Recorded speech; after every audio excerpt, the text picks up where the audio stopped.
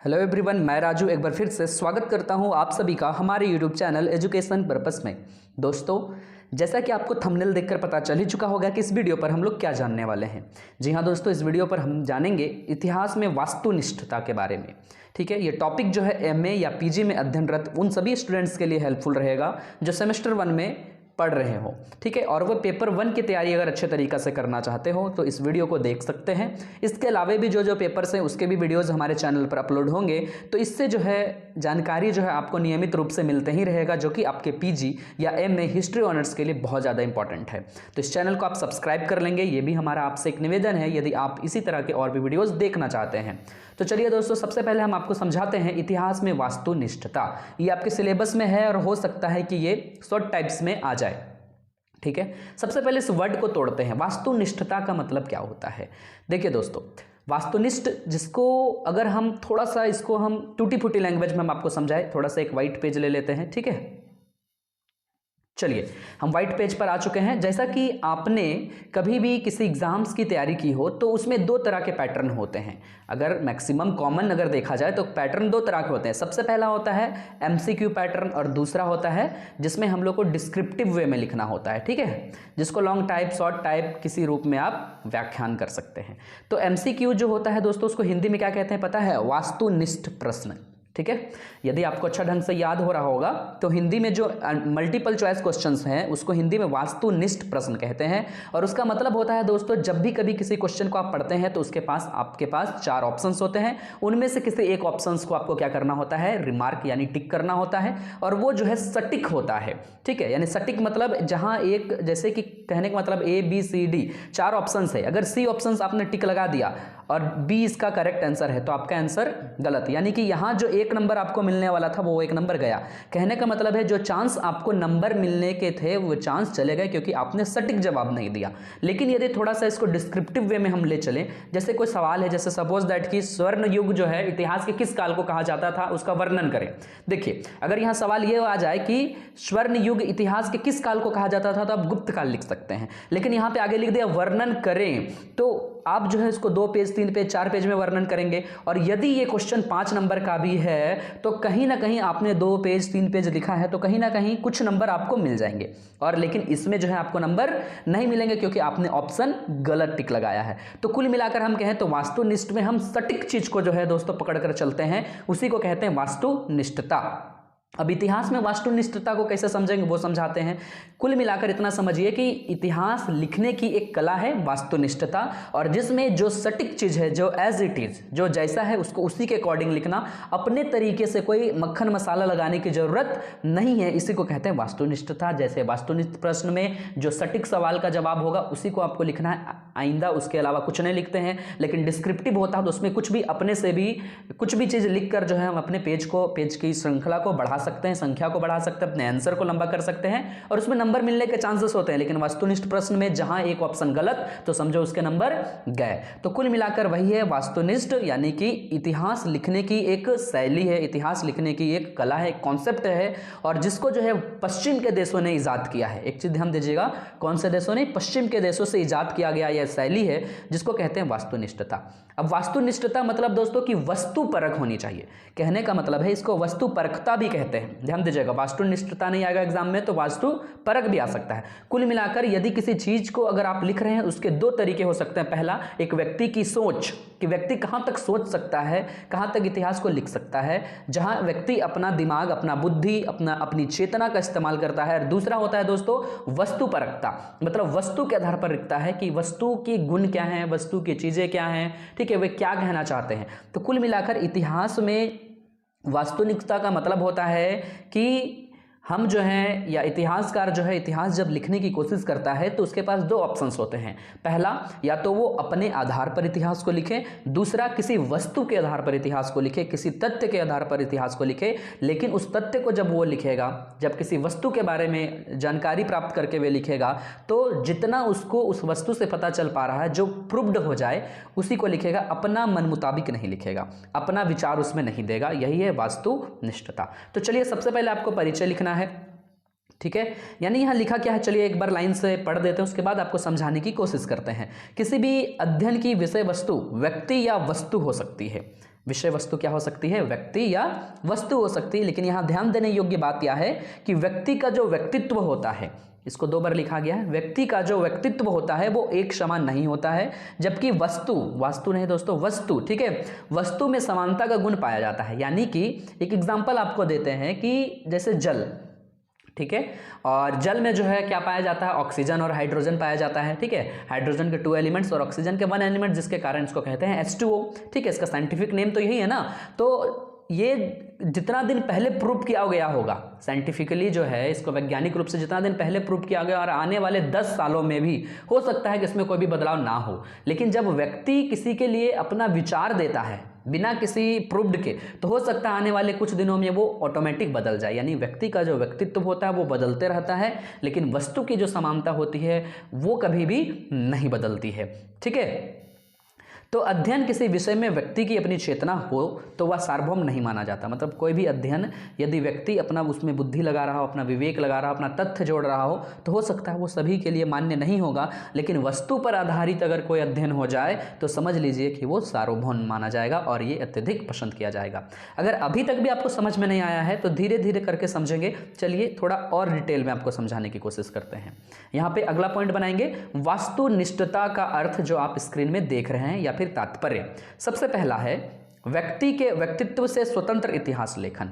देखिए, ऐसा इतिहास लेखन जिसमें व्यक्ति का व्यक्तित्व ना शामिल होकर वस्तुनिष्ठता शामिल हो, उसी को कहते हैं वस्तुनिष्ठता का तात्पर्य। वस्तु परक शामिल हो, जैसे इसमें क्या लिखेंगे आप? किसी तरह के लेखन करते समय व्यक्ति को उन सभी आधारों से मुक्त होना चाहिए जो उसकी अपनी व्यक्तित्व चेतना में शामिल है, जैसे उसकी कल्पना, विचारधारा, नजरिया, पूर्वाग्रह। यानी व्यक्ति जब इतिहास लिखेगा तो अपनी विचारधारा, अपनी कल्पना, अपनी नजरिया, अपनी पूर्वाग्रह मतलब जो हम पहले सोच लेते हैं कि ऐसा हुआ होगा, ये सभी चीज उसमें नहीं लिखना है। यही है वास्तुनिष्ठता।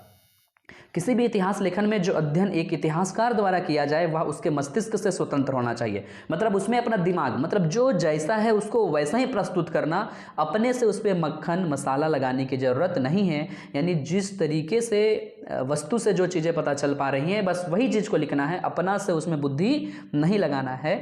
तो उसमें एक इतिहासकार किसी प्रकार की अतिशयोक्ति नहीं कर सकता है, मतलब कुछ भी बढ़ा चढ़ा कर नहीं लिख सकता है, ठीक है। दूसरा है वस्तुनिष्ठता में सत्यता परख होना चाहिए। देखिए, सत्यता परख, जैसे कि आज के आधुनिक युग में वस्तुनिष्ठता को ज़्यादा महत्व दिया गया है, ठीक है।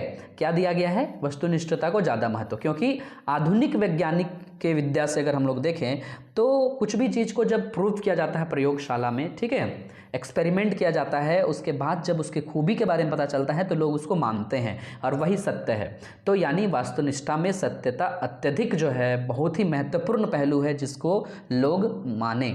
जो जैसा है उसको वैसा ही लिखना, अपने से उसमें कुछ भी विचारधारा नहीं देना, ठीक है। इसी को कहते हैं वास्तुनिष्ठता। लेकिन दोस्तों, वास्तुनिष्ठता में अपवाद है। अपवाद मतलब आलोचना। इसके विरोध में भी कुछ चीज़ें कही गई हैं। जैसे देखिए, आधुनिक दृष्टिकोण से वास्तुनिष्ठता का होना तो परम आवश्यक है, बहुत जरूरी है वास्तुनिष्ठता का होना। लेकिन व्यवहार में ऐसा संभव है क्या? नहीं है। क्योंकि देखिए, अगर हम किसी काल के बारे में बात करेंगे, जो चीज़ें आज हैं वो चीज़ें कल भी रहेंगे क्या? नहीं रहेंगे। तो आज के इतिहासकार आज के ज़रूरत के हिसाब से इतिहास को लिखेंगे। जब आने वाले दिन में जब इतिहासकार नए आएंगे तो वो अपने हिसाब से लिखेंगे। और इतिहास तो कल्पना है ना। जब किसी चीज़ के बारे में आप सोच नहीं सकते हैं, उसके बारे में अलग अलग विचारधारा नहीं कर सकते, लगा सकते हैं, तो इतिहास लिखना संभव है क्या? नहीं है। तो इस प्रकार से हम कहेंगे वास्तुनिष्ठता जरूरी नहीं है, वास्तुनिष्ठता को गलत साबित किया गया है, ठीक है। यानी हम कह सकते हैं कि इतिहासकार का जो विज्ञान है उसके साथ तुलना नहीं कर सकते हैं, इतिहास को विज्ञान के साथ तुलना नहीं कर सकते हैं। जैसे कि अगर एक एग्जांपल और दें हमको कि इतिहास को हम क्या करते हैं, 3 भाग में बांटते हैं ना, प्राचीन, मध्यकालीन और आधुनिक। क्या प्राचीन समय में जो मानव की सभ्यताएं थी वो आधुनिक में भी है क्या? नहीं है। तो इतिहास बदला ना। तो ये परिवर्तनशील है, क्योंकि इतिहास जो है मानव सभ्यता की ही पढ़ाई करवाता है कि हमारी मानव श्रृंखला कैसी थी, ठीक है। व्यक्ति का ही हम लोग क्या करते हैं, इतिहास में अधिकतर रचना करते हैं। तो हर एक व्यक्ति का सोच तो जैसा नहीं है। तो वस्तुनिष्ठता में तो कहा गया वो कभी बदलता नहीं, लेकिन व्यक्ति की जो सोच है वो तो बदलती रहती है, और सभ्यताएं हमेशा बदलते रहती हैं, उस समय की जो रीति रिवाज थी वो बदलते रहती है। तो इसको तो अलग तरीका से पेश किया जा सकता है ना। तो सिंपल सी बात है, वस्तुनिष्ठता जरूरी नहीं है, क्योंकि मनुष्य के जो जीवन होते हैं उसमें हमेशा अंतर देखने को मिलता है। इसलिए वस्तुनिष्ठता में जो है विवाद बना हुआ है। कहने का मतलब है, यहाँ कहा जाता है कि वास्तुनिष्ठता कभी भी नहीं बदलता, लेकिन व्यक्ति के विचार बदलते हैं और इसी के आधार पर इतिहास लिखा जाना चाहिए। लेकिन दोस्तों, यदि इसी के आधार पर इतिहास लिखा जाएगा तो इतिहास का क्या मतलब? इतिहास तो मानव श्रृंखला की ही तो कहानी बताता है और किस तरीका से बदलाव होते गए उसी की तो कहानी बताता है। और यहाँ वास्तुनिष्ठता में कहा गया है कि बदलाव नहीं होनी चाहिए, तो ये गलत हुआ ना। ठीक है, तो इसी तरीके से कौन कौन सी समस्या वास्तुनिष्ठता के सामने आती है वो यहाँ पे लिखेंगे। जैसे परिवर्तनशील, ठीक है, वर्तन होगा। ठीक है, परिवर्तनशील इतिहास। हमारा जो इतिहास है वो अगर हम लोग अतीत से देखेंगे तो बहुत सारी घटनाओं के बारे में जब इतिहासकार इसको लिखता है तो वो समान नहीं हो सकता है, इक्वल नहीं हो सकता है। हर एक युग में लोगों की आवश्यकताएं बदलती हैं, तो हर एक युग के जो इतिहासकार होंगे वो अपने तरीके से लिखेंगे, बस वो चीज़ लिखना है। दूसरा है मानव का सामाजिक प्राणी होना। मानव एक सामाजिक प्राणी है, तो मानव के आधार पर इतिहास लिखे जाने चाहिए, व्यक्ति के आधार पर होनी चाहिए। जब इतिहासकार इतिहास को लिखता है तो उसको अलग अलग तरीके से अपने मत हिसाब से लिखता है और यही मत जो है हमेशा इतिहास का ही एक रूप बन जाता है। तो हम कह सकते हैं कि वास्तुनिष्ठता गलत है। ठीक है, अगला देखेंगे दोस्तों, वास्तुनिष्ठता का कल्पना व्यर्थ। देखिए, वास्तुनिष्ठता में कहा गया है कि अपनी कल्पना नहीं डालना है, जो जैसा है उसको वैसे ही लिखना है। लेकिन इतिहास ऐसा विषय है दोस्तों कि जिसमें कल्पना करना बहुत जरूरी है, क्योंकि अलग अलग इतिहासकार अपने दृष्टिकोण से लिखते हैं, अपने विचार से लिखते हैं, अपने संस्कार से लिखते हैं। नहीं तो ऐसा करना संभव ही नहीं है कि इतिहास रच दिया जाए, इतिहास को लिख दिया जाए, है ना। तो इस तरीका से ये भी पॉइंट आप यहाँ लिख सकते हैं। उसके बाद धर्म और जाति का बाधा। देखिए, हर एक इतिहास के काल में देखेंगे तो वहाँ पे धर्म और जाति इधर से होगा। ठीक है, धर्म और जाति इतिहास में वास्तुनिष्ठता के लिए बाधा बनती है। कहने का मतलब है कि हर एक इतिहासकार जब भी इतिहास लिखता है तो कहीं ना कहीं उसके बीच में धर्म और जाति आती है। अलग धर्म किसी एक वस्तु के लिए वो उसका अलग मान्यता है, दूसरे धर्म का उसके लिए अलग मान्यता है, तो एक ही चीज़ को आप कैसे लिख देंगे? ठीक है, तो इस तरीक़ा से वास्तुनिष्ठता कहीं ना कहीं बहुत सारी समस्याएं उत्पन्न करता है। तो इस तरीके से यहाँ पर ये टॉपिक खत्म होता है। कुल मिलाकर हम एक ही लाइन में कहेंगे कि वास्तुनिष्ठता का मतलब होता है इतिहास लिखने की ऐसी कला जिसमें वस्तु के आधार पर हम इतिहास को लिखते हैं और वस्तु जितना कहता है, जो चीज़ प्रूव्ड हो जाए उसी को इतिहास में लिखना चाहिए, ये वास्तुनिष्ठता कहता है। लेकिन इसको हम लोग गलत ठहराते हैं, क्योंकि यदि ऐसा हो गया तो अपना इतिहासकार अपना विचार कैसे डालेगा? और जब तक अपना विचार किसी चीज़ में इतिहासकार नहीं डालेगा तो इतिहास को लिखेगा कैसे? क्योंकि इससे पहले जो है कारण कारणत्व संबंध आपने देखा होगा, उसमें देखा होगा कि इतिहासकार उसमें अपनी मक्खन मसाला जब तक लिखकर प्रस्तुत ना करे, सामान्यकरण जब आपने देखा होगा, तो इतिहासकार जब किसी पॉइंट में अपना विचार प्रस्तुत ना करे तो वो रोचक नहीं बन पाएगा। ठीक है, तो इस तरीका से हम कहेंगे कि वास्तुनिष्ठता यहाँ गलत हो जाता है। लेकिन आज भी बहुत सारे ऐसे तथ्य हैं दोस्तों कि जिसके आधार पर वास्तुनिष्ठता को सुरक्षित रखा जाता है। बस यही है वास्तुनिष्ठता का प्रश्न और इसका हल। तो कुल मिलाकर कैसा लगा ये वीडियो? यदि नहीं समझ में आया हो तो प्लीज़ इसको फिर से एक बार ध्यान से सुने, ध्यान से देखें और अपने पास एक नोटबुक रखें जिसके आधार पर मेन बिंदुओं को आप लिख सकें। साथ ही साथ इसका जो है दोस्तों PDF का लिंक जो मैं डिस्क्रिप्शन बॉक्स में दे दूंगा, इसके PDF को आप डाउनलोड करके भी पढ़ सकते हैं। और दोस्तों मिलते हैं आगे के वीडियो में, तब तक के लिए बाय, अपना ख्याल रखिएगा। Thank you so much.